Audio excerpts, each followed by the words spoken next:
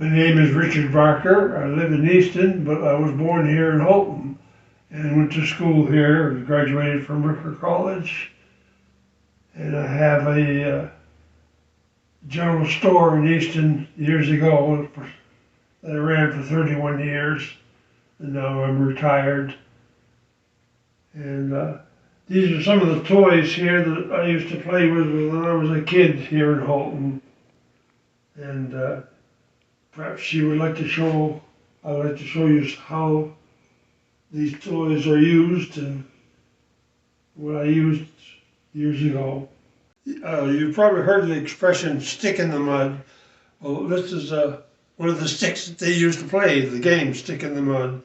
You had an imaginary circle, probably 3 feet in diameter, and maybe 3 or 4 kids would have a stick made out of a broomstick and sharpened to a point.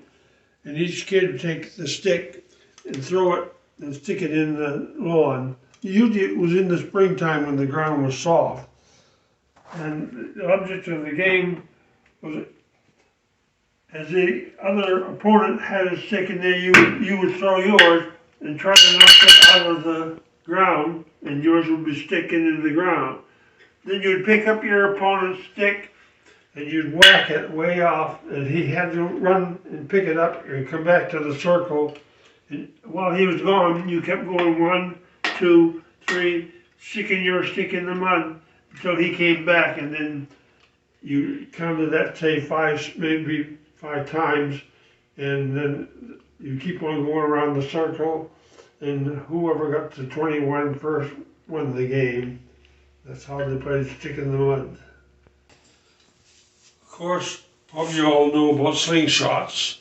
They're made by sticks with a V shape, and you'd use, back in those days, tires had inner tubes, and you'd make a strip of the inner tube rubber, and then a little leather pouch, maybe from a tongue of an old shoe. We used to shoot rocks or marbles and have an empty tin can off at a distance and see if you could hit it with a marble or a rock. This is what we used to have. But during World War II, everything was war games for kids. And this is one of the toys we had. It has a mouse strap inside there, and you load it up, pick it up here, and you have a little hook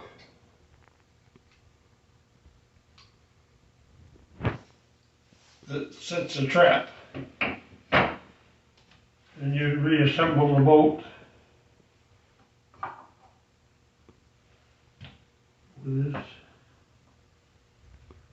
chimney. And it's like I said, as the marble comes down from the stick, it hits the. This was called a button toy, and you had threaded through here with just ordinary string, and you used to pull it out. And this is here, and you pull it back and forth, and the little button would spin back and forth.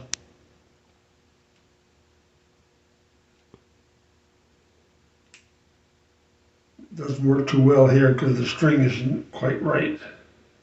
Winds it up.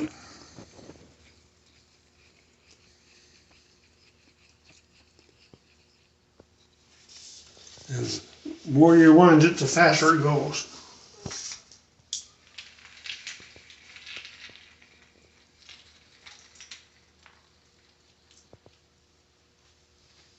This was our big telephone. It's 2 empty containers and a thread.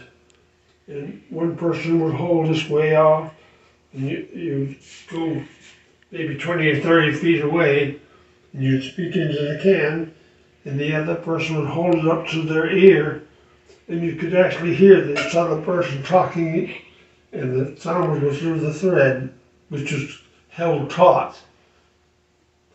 So that's what we used to call our telephone. This is the first piece is a machine gun, and it has notches where you put the rubber bands in each notch. Then when you pull that string cord, it will pop the elastic up out of the notch, and each would fly. And that was our machine gun. And over here is our pistol with a clothespin that holds the rubber band.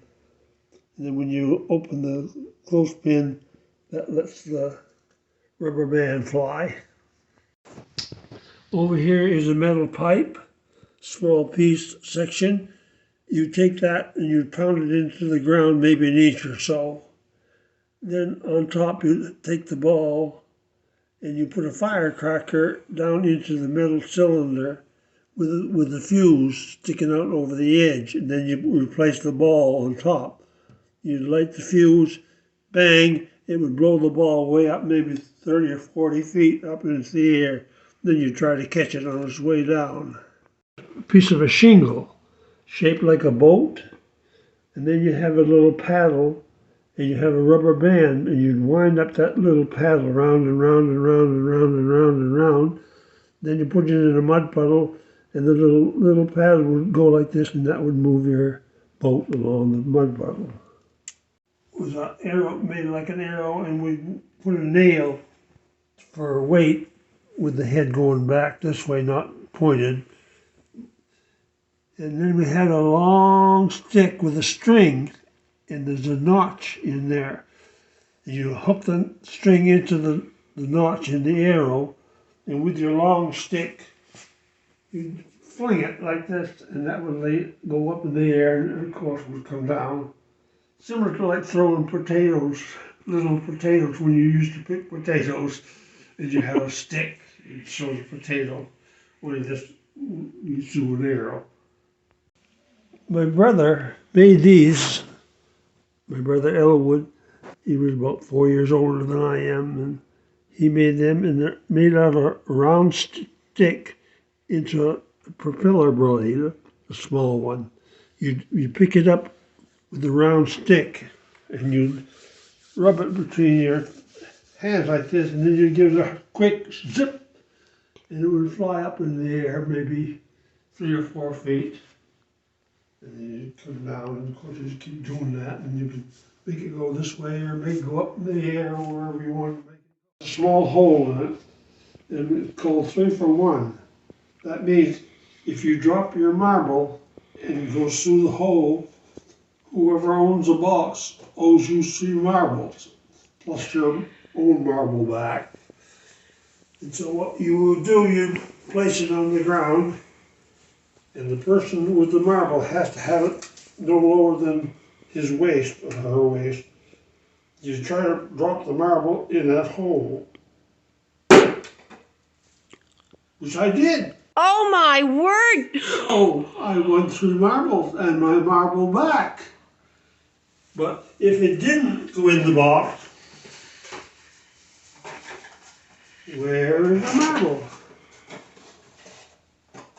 There's the marble. And if you want to keep trying, you could try again. It didn't go in the hole, so I lost my marble.